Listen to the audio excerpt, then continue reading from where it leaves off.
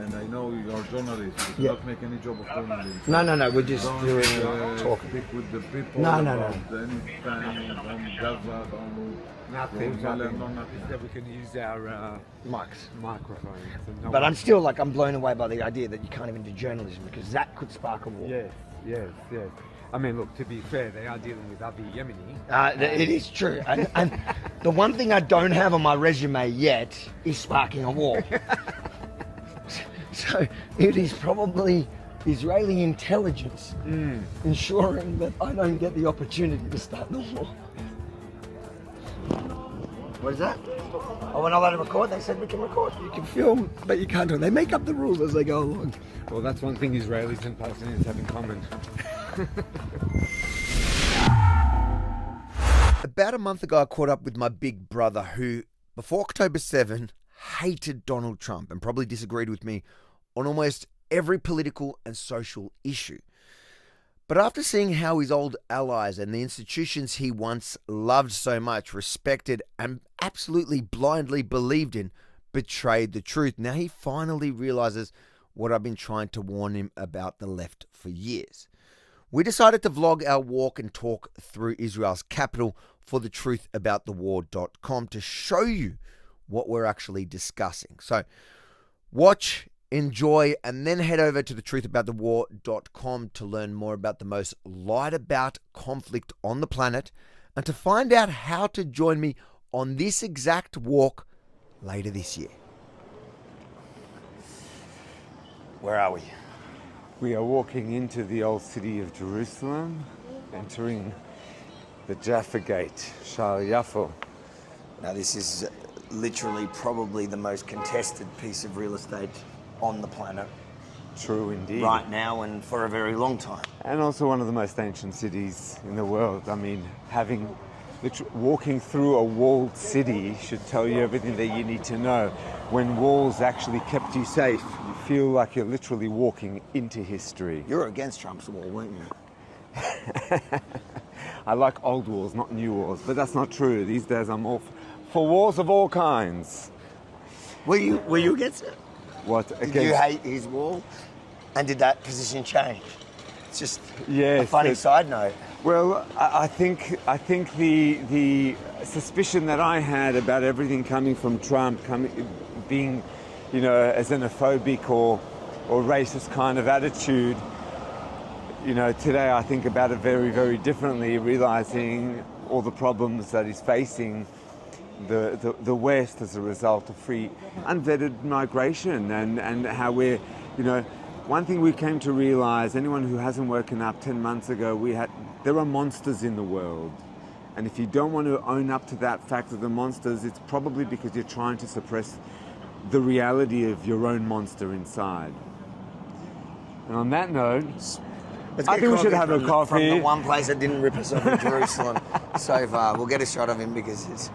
I think it's a guy with a white shirt. It's a an white Arab t-shirt. falafel kebab shawarma, which is decent, but the coffee was really good. The coffee was really good. Hello, Hey, do you, brother. you remember us? Yes, we'd love a coffee if that's okay. Café Afuch. Kaful. Shachol, יש לך ice? לא ice. Shachol. The last 24 years I have avoided Jerusalem by and large. Jerusalem represented for me the sort of religion that I grew up with. That's where I spent most of my time when I was religious in the different religious establishments.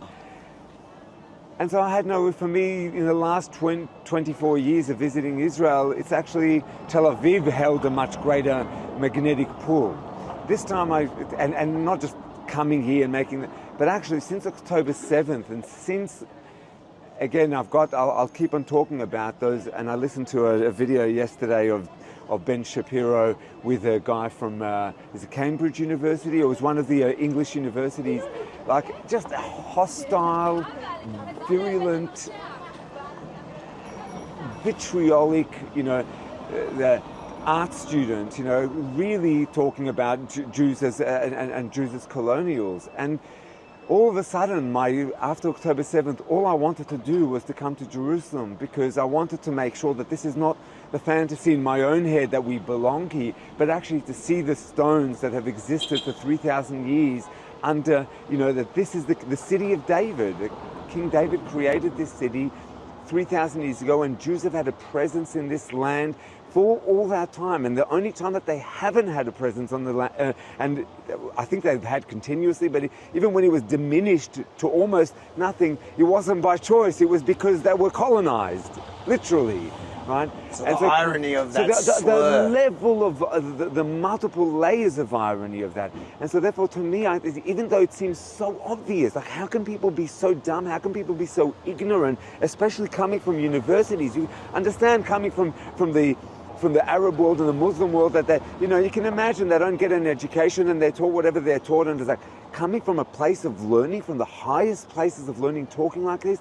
It's like, obviously it seems to be that we need to make a video and to talk about, like, in very tangible terms. This is a city that was created by the king of the Jews, the greatest king of the Jews. In fact, all Jewish kings subsequently had to be from the dynasty of David, and it's one of the longest dynasties in world history. The Davidic dynasty lasted at least 1,000 years, right? Even King Herod, even though he questioned whether he was even Jewish, on one side at least claimed to have come from King David. And so I think it's really important, and this is not so much, again, and I want to reiterate that it's not about a God-given land, and it's not about that side of things, because as soon as we enter that world, then we're arguing. You say this, the Jews say this, we're the chosen people, and God gave it to us. The Muslims say we're the God, and go and have a religious war like we've had for most of human history. This is not where this is coming from.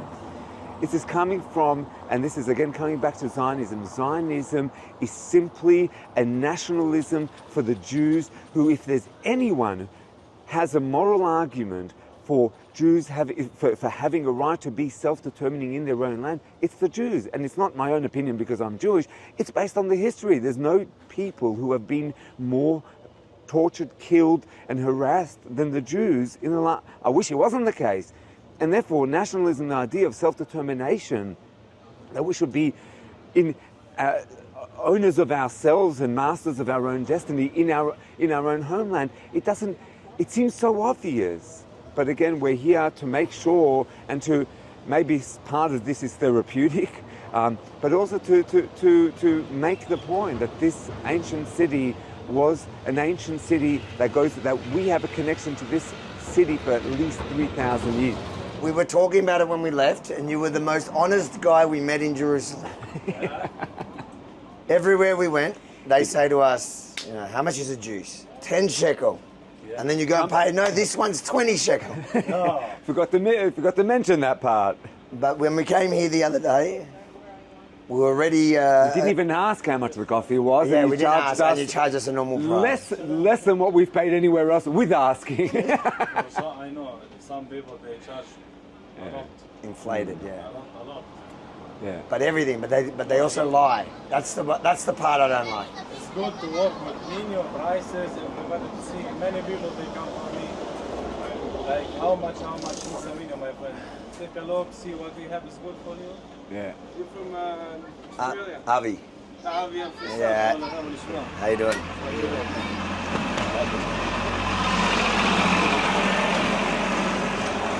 I have great sympathy for the Palestinian plight of those who lived here, who wanted to continue living here, and maybe, those who left for whatever reason, wanting some sort of compensation, and trying to figure out and giving them as best life as we could.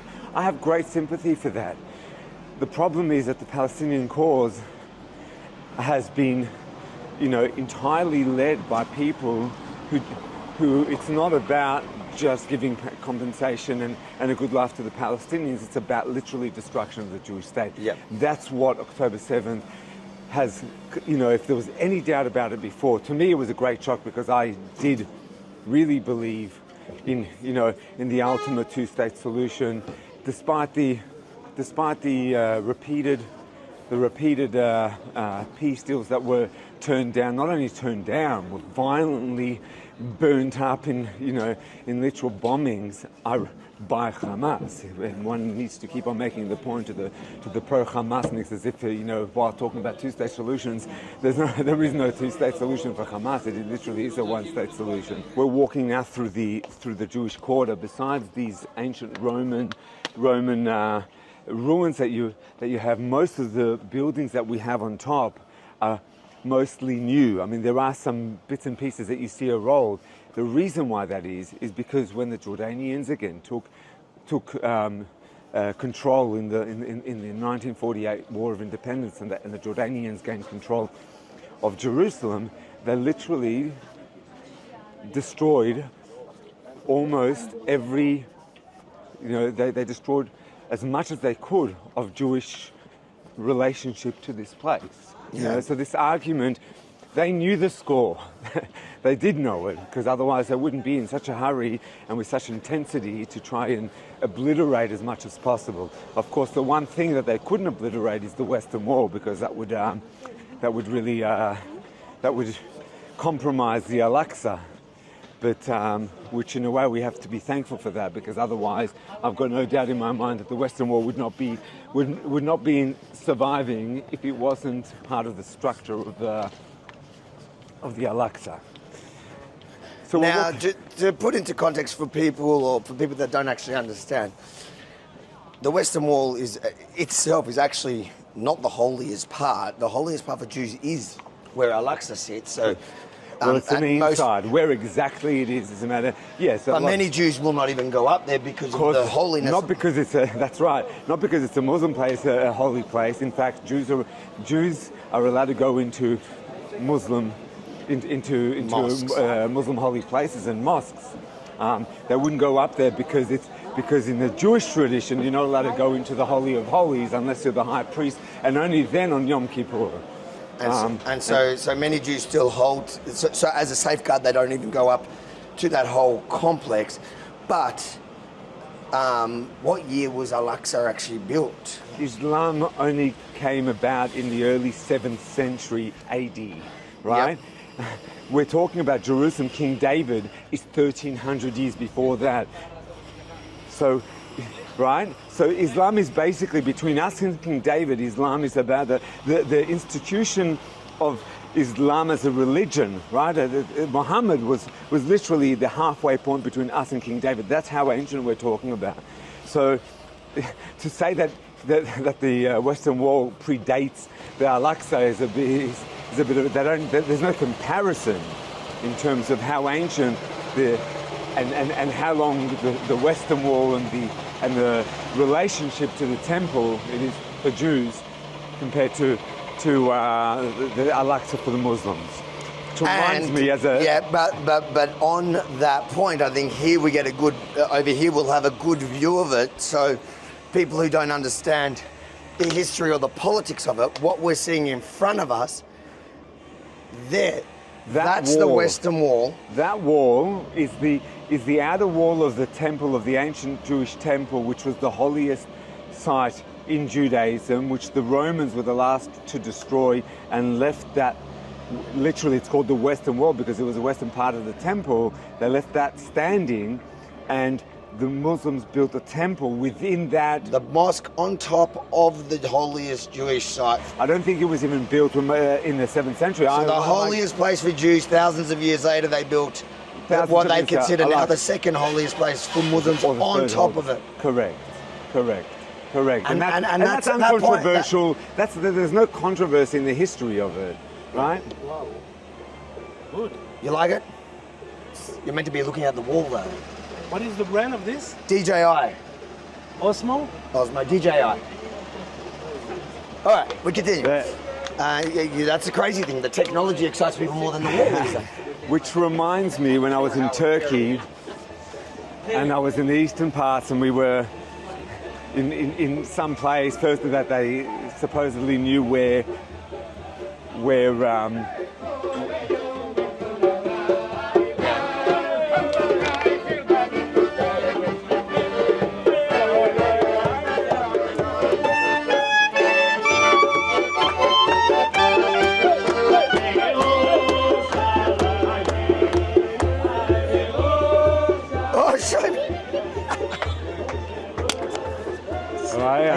on a tour? We're going to Al-Aqsa. We'll be back. We're going to ride into Al-Aqsa on time. You doing it? Are you around? I'm leaving tonight. Ah. I'm around in Jerusalem today. Enjoy. Well, guys. we're here today. All right, let's keep going. So remind you. Yeah, no, it reminded me of a sort of a museum in a mosque in eastern Turkey that had, amongst the different things that they had the sandal of King David. Really? They had the sandal of King David, and I was like, I just wanted to. I did ask them. I just wanted to know, for the 1400 years, for the 1600 years between when King David lived to when Islam was instituted and King David was actually someone that all of a sudden became important in Islam. Where was this sandal? Yeah. And again, it's not to detract, and I was like, we're talking callously, and religion is religion. People have beliefs and they can believe, and as long as you actually have a respect for other people, that doesn't worry me. But I think it's important to set the record straight on the history of it. And again, it comes back to this idea of Jews not belonging to this land. It's like the outrageousness of the claim, the absurdity. The only way one can make such a statement is incredible ignorance or malice or both. On that note, behind us, what we see is this is the entrance to the Western Wall, and this is a special entrance for tourists into Temple Mount Al-Aqsa, whatever you want to call it, depends who you are. Yeah. I don't know how we're going to go filming in there, but we'll. I'll film. We'll try. We just got to go through security where they might tell me to turn it off. We're just bloggers, normal bloggers, non-political, just family. Yeah. Oh, here we go. Of course. You know how it is. Hello. How you doing?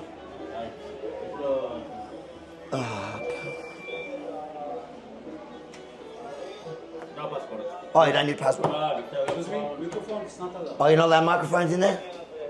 Why? For blogging? Because it's something in journalism or doing? He's a Why? journalist. No, He's a journalist. You're a journalist? yeah. No, it's not allowed. You ruined it. You have a big camera? No, just blogging. Okay, not the phone, please.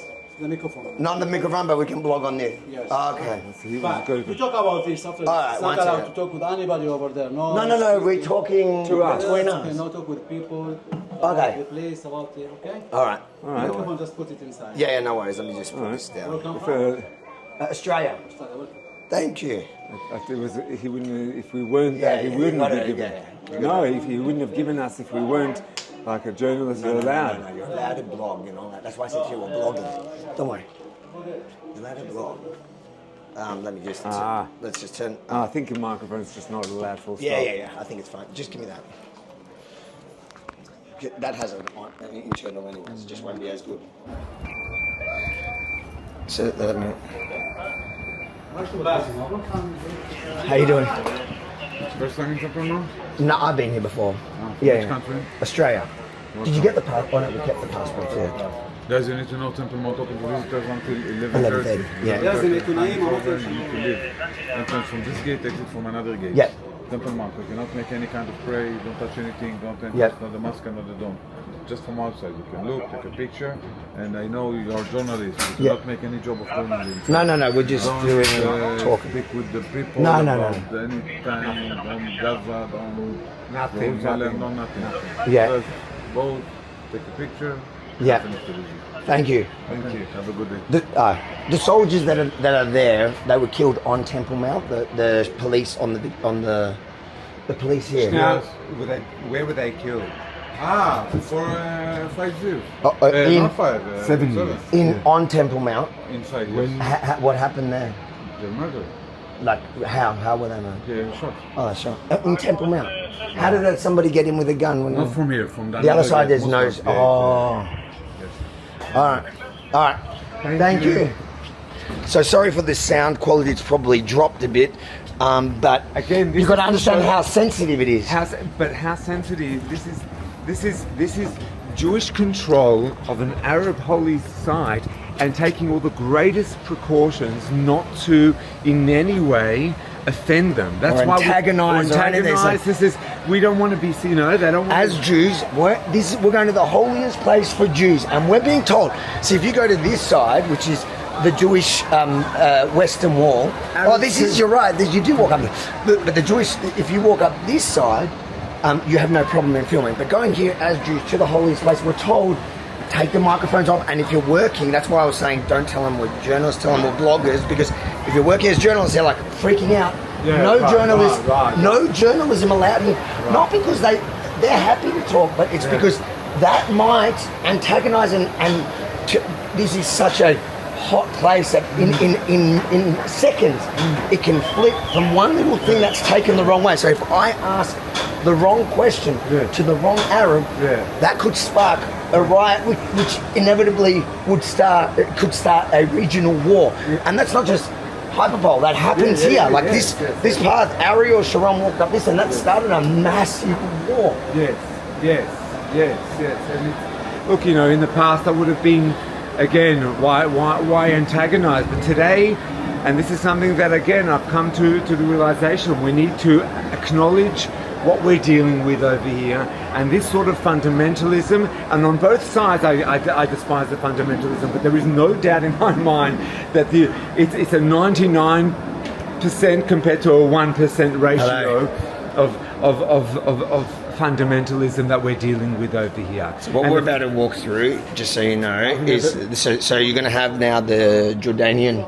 This is the religious police. This is the Jordanian religious police. You've never been here. I've never been here, and of course, for the first many years of my life, this was something that would have been unheard of. Not even part of my consciousnesses of coming here. This is the holiest place. We don't go up here into the Temple Mount, but it is it's like a world in its own.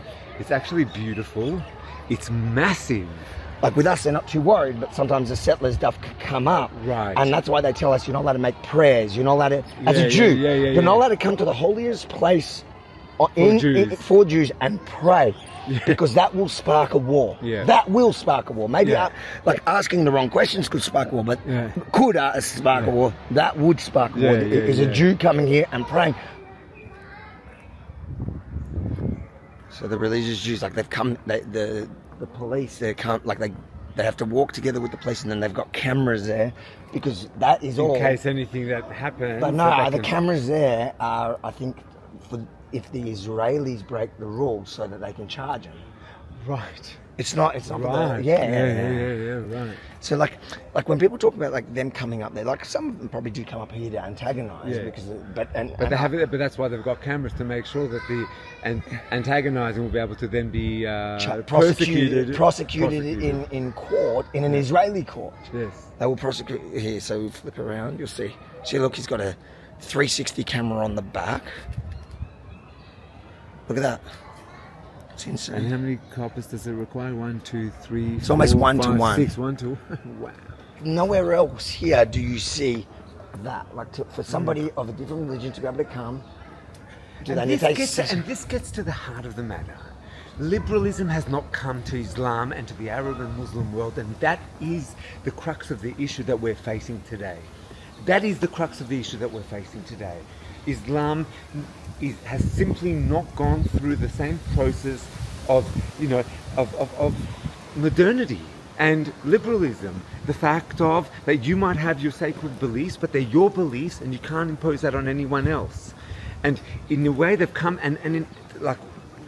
that's to me why the Islamists and the Western students are not only the strangest bedfellows. It goes to show that the Western students who are in bed with them are not liberal anymore. They call themselves progressives, but that's just a good marketing technique more than anything else. So, how does it feel coming up here? You're going to see the Dome of the Rock in a second. Well, this is incredible. Like in the Talmud, it describes about the temple and the size, and I thought it was all a bit of an exaggeration. Yeah. And then you come into here and you see the absolute immensity of the space. Forget about the Al-Aqsa for a second. Just in terms of the courtyard of the temple, this was all part of the courtyard of the temple. It's absolutely immense. You probably have it's probably 400 meters wide, maybe even. Yeah. Technically, though, I know that that is by most people considered Al-Aqsa, but that's not actually the Al-Aqsa Mosque. I think it's this one, which is nowhere near as grand or nobody takes photos in front of that. Everybody takes photos in front of that because it's got a gold dome. But I think that's actually the holier side for Muslims. I think so. Right. Okay, we'll walk up. Now, it's interesting. I don't know how this fits in, but in the last couple of days, they tried to assassinate Trump. Yes. I feel like there's got to be some connection. I've seen online where some, I've to be fair, seen it on the right. The left I've seen have tried to, they've almost done the Jan 6 thing where they're, like what they've claimed about the right when it comes to Jan 6, they've applied that to this. Yeah. The conspiracy theories coming from the left. Look, with regards to that, it does seem to be fair to them, it is almost so perfect that you can just imagine Trump as the ultimate, TV. I'll be honest, I thought that at first. I think we all feel that at first, and it's like, he's just so perfect. Maybe there's a sign that God is real, and God favors Trump. But on the right side, on the other side, the conspiracy is that I don't know how they got to it because you've got to apply some mental gymnastics. Yes. That somehow Mossad was responsible.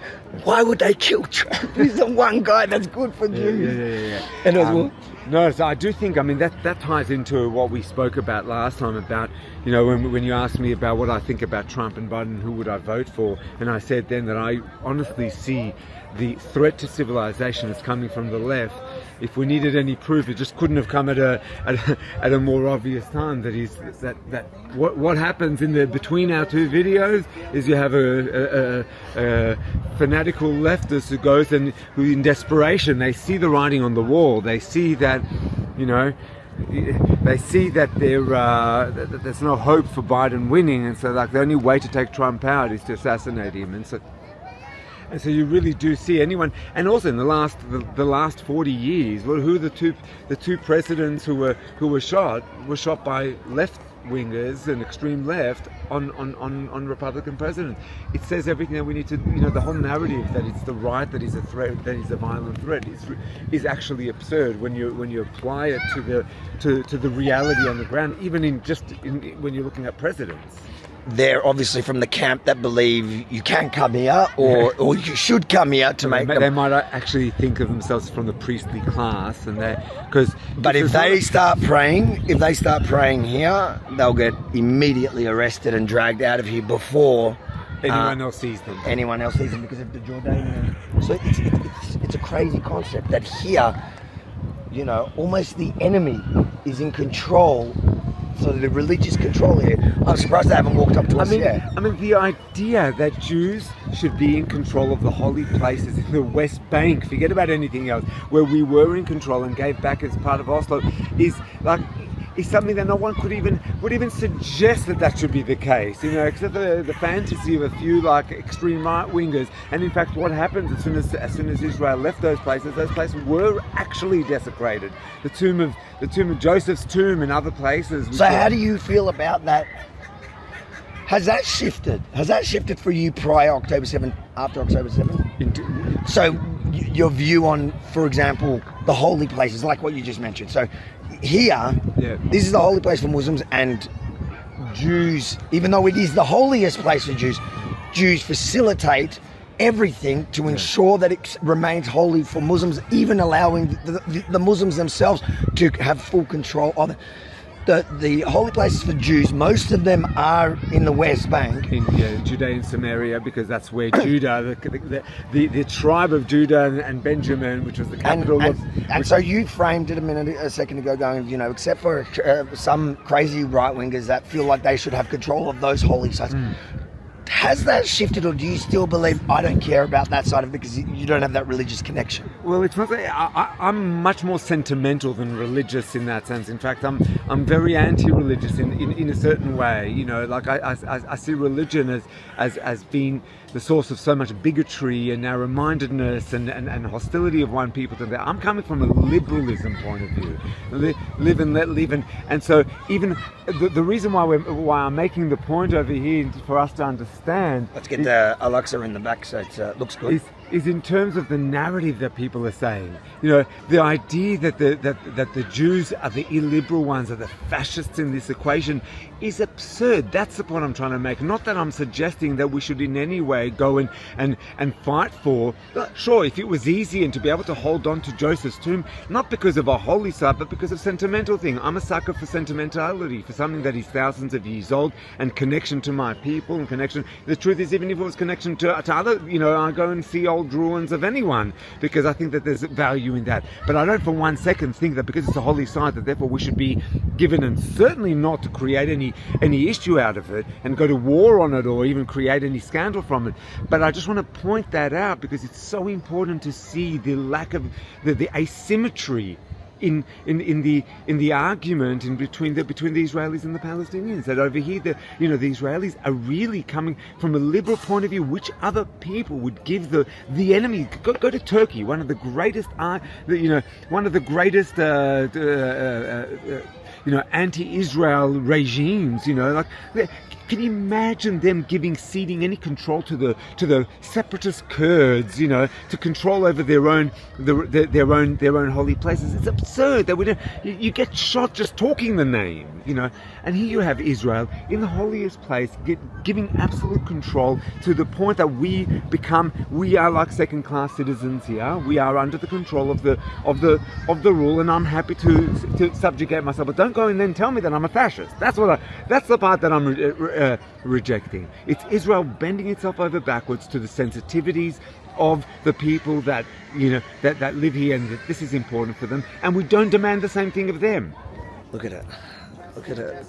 It's immense. It's grand. It's absolutely immense.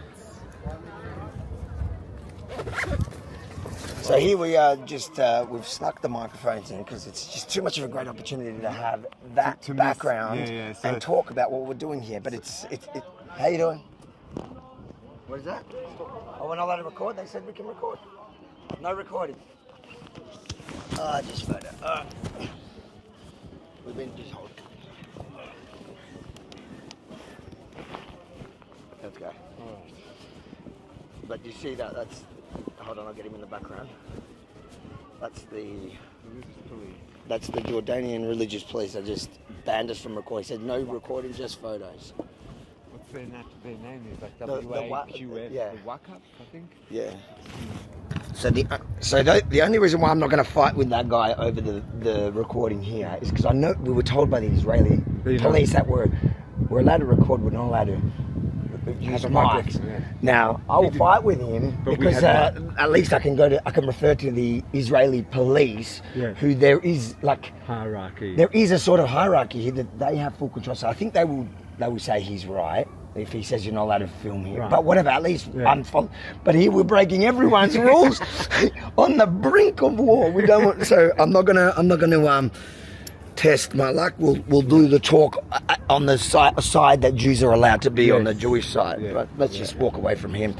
Look, I was thinking we've kind of set up right in the middle. You got some good shots. Yeah, it was good. And you guys get to see how the reality. We're not in anyone's way. We're just doing a talk when there's nothing insensitive or that we're saying or doing. It's really paying respect, and I find this building absolutely astounding. Like in terms of grandeur. They called the president made from there, but I forgot what it's actually called. Yeah. And it is standing almost just above the Western Wall. And when you talk about not antagonizing, it's almost like the entire existence of this holy site for Muslims and the placement of their call to prayer and everything is to antagonize the Jews. So to put it in perspective, the people who would be the Jews who would be offended by that, we would call them extreme right-wing fanatics who no one has any time for. But the common person who would get antagonized by you having a camera and he's telling me I'm not allowed to film it. Stop. So he just stopped us again, told me I can't talk. But let's go. He's like, you can film, but you can't talk. They make up the rules as they go along. Well, that's one thing Israelis and Palestinians have in common.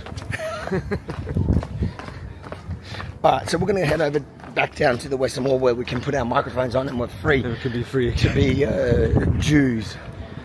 When you see the footage Oh, yeah, it is here. When you see the footage of the riots within the mosque, it's in here, not in there. If you look at I'll flip the camera, you can see it. It's literally, that's the rooms that you see, and that's the door. That's where they throw the rocks. That's where they fire weapons. Like that's where the riots happen from within that mosque, not Al-Aqsa, not the one that on the other. They attacked the Israeli Police here, yeah. And then they get the footage of the Israelis going into the mosque.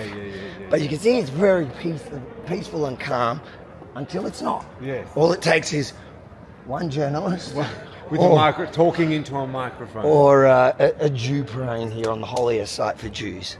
Yeah. Where was the exit? It was there. We're marked up again. Now that we're marked up and we can talk. And we've just walked out.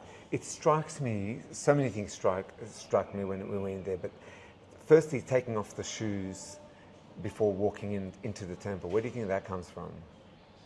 Judaism. In the temple, you weren't allowed to wear shoes, you had to walk barefoot. In fact, the priests were known as very unhealthy people because Jerusalem gets very cold in winter. They walked around barefoot on marble floors, and all they did was eat meat all day.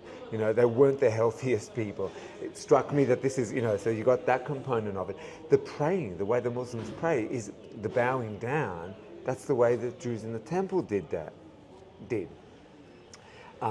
The story of, like, what's the Al-Aqsa famous for?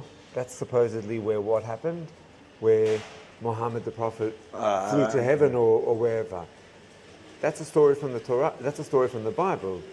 Elijah the Prophet, Eliyahu, supposedly didn't die, and also, you know, so sort of flew to heaven.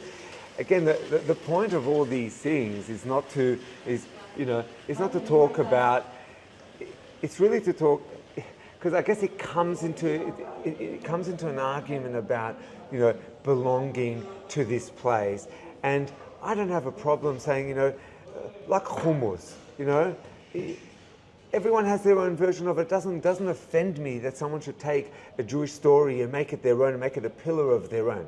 But then they're going to fucking tell me that we belong and you don't belong. Like, so it's killing out. It's taking everything from the original owner and then telling him you're a stranger. It's the ultimate source of gaslighting, and Yes. and something I just noticed just standing here. If you see through this entrance, in which Muslims can go through, not Jews and not tourists, is they can just go right through that gate with no metal detectors, no anything, as not to offend them.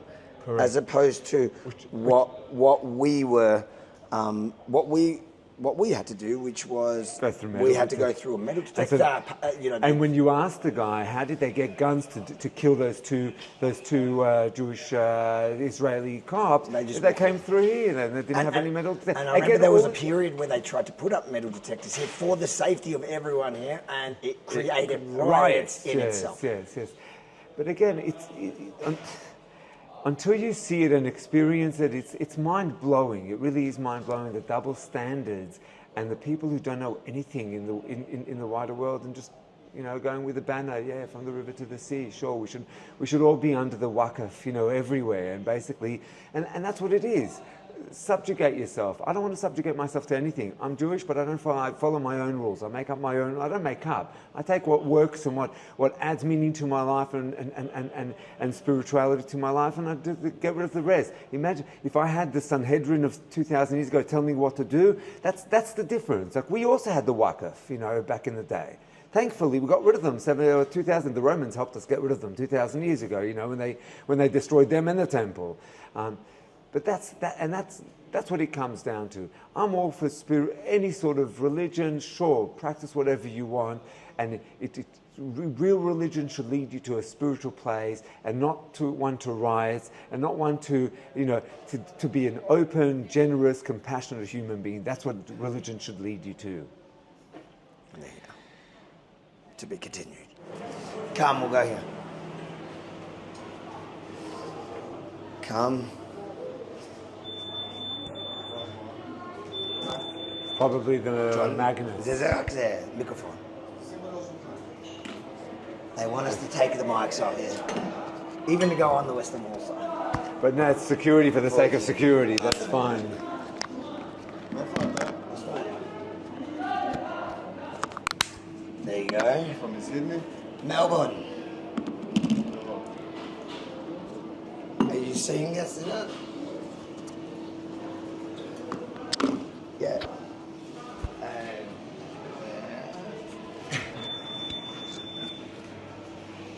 Yeah. See, no one's coming here and bothering us for...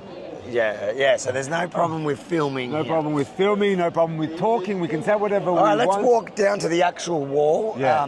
Prior to October 7, To me, how would you have felt walking to this wall? it didn't really mean anything to me. Like, as in, again, not more any more than the sentimentality of something gold and connection to that. Writing papers on the walls and you know, praying at it as if I don't have a belief in that sort in a God like that, so it doesn't really mean anything. Today, now the Western Wall means much more to me as the primary signature piece of like physical proof of our relationship to the land that goes back 3,000 years, literally. Now, even though the historians amongst you will say it's only 2,000 years old because Herod only, you know, sort of created the temple in the second temple in its current form a bit more than 2,000 years, maybe this wall. Doesn't matter. The point is that on the excavations that are happening, when you go into the left, the excavations show, you know, as they dig deeper, they're just getting layer and layer. You know, another 100 years, another 1,000 years as they dig deeper and discover the relationship of Jews to the land.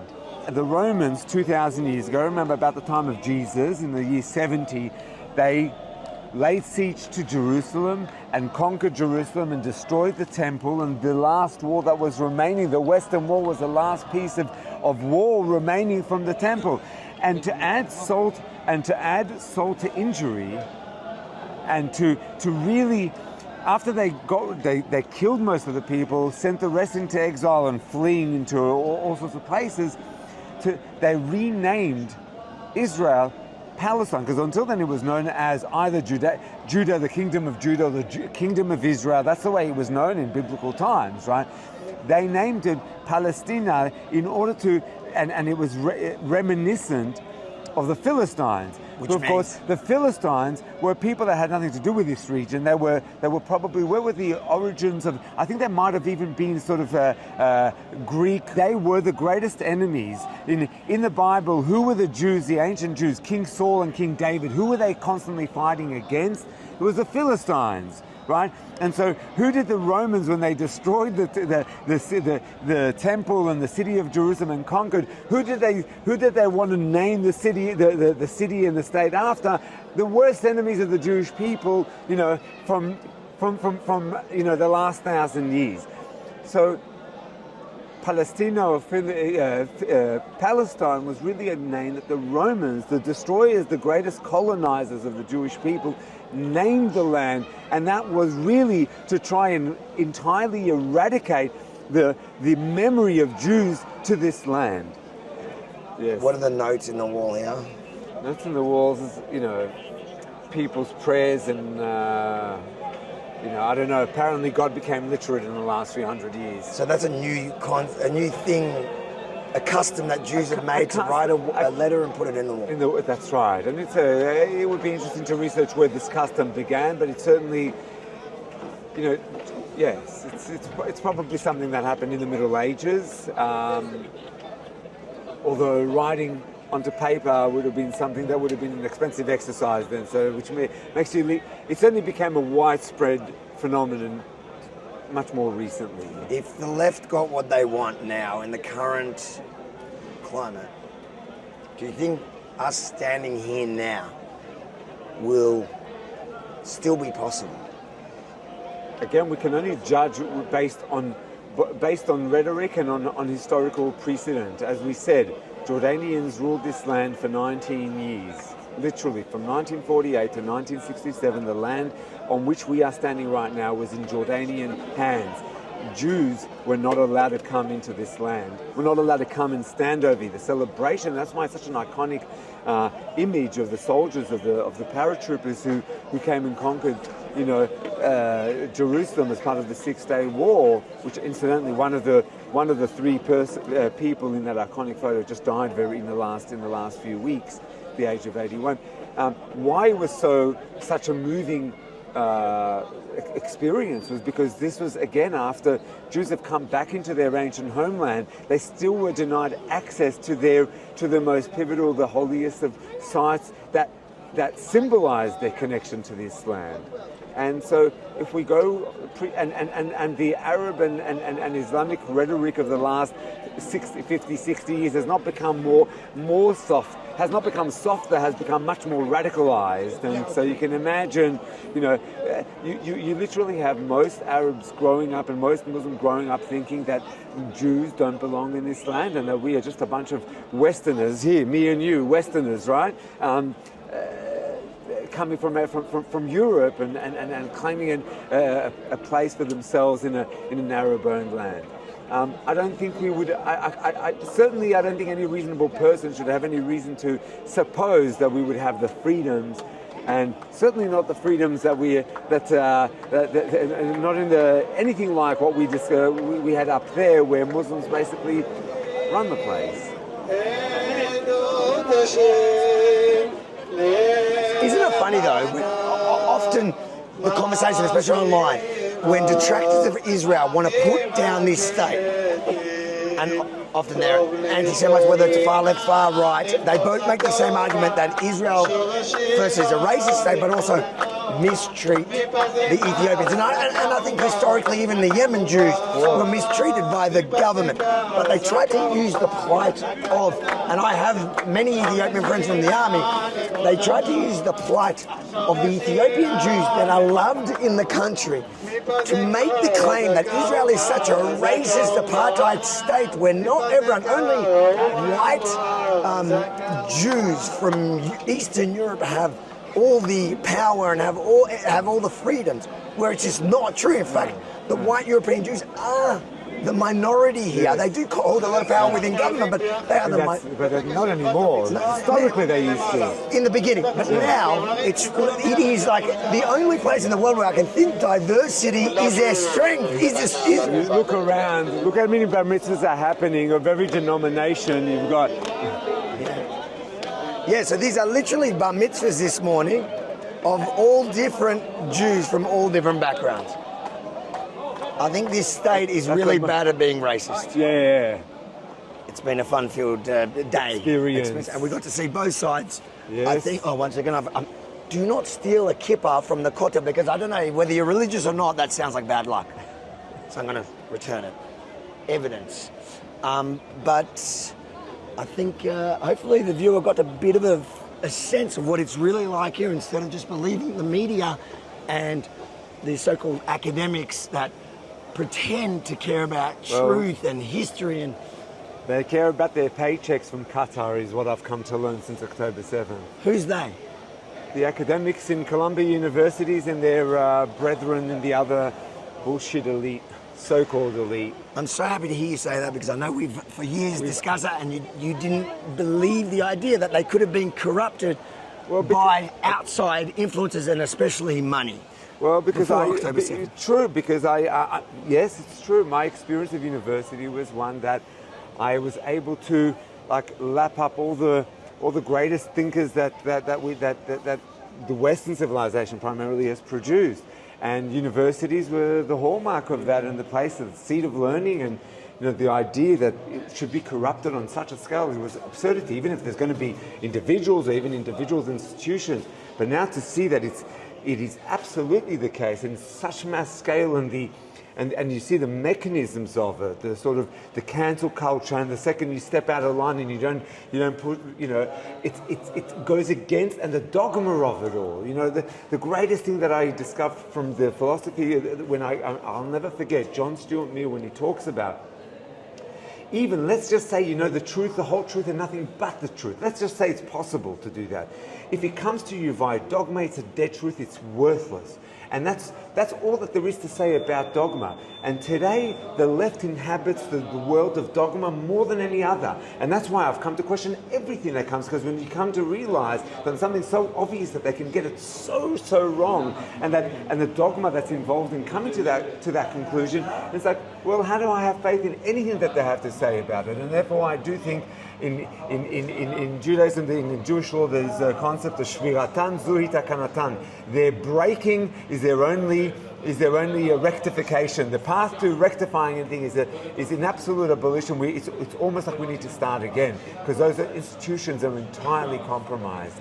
And you see it with, and some of them are even Jews who talk. Norman Finkelstein is, he needs to shrink, there's no question about it, but he's a Jew who talks about what we're experiencing here as some sort of, we're part of the Nazi concentration camp guards. That's who we are. Who could have thought Jews could be corrupted by money? No. Oh, good. Now it On that turns note, out we're that Jews just- are anti-Semites. Nice. Cut. If you enjoyed this vlog, make sure to like, comment, but most importantly, share it far and wide. Then head over to thetruthaboutthewar.com to learn more about the most lied about conflict on the planet and to find out how you can join me on this exact walk later this year. Thetruthaboutthewar.com. You can also chip in to help fund our reporting that goes against the mainstream narrative. Thetruthaboutthewar.com.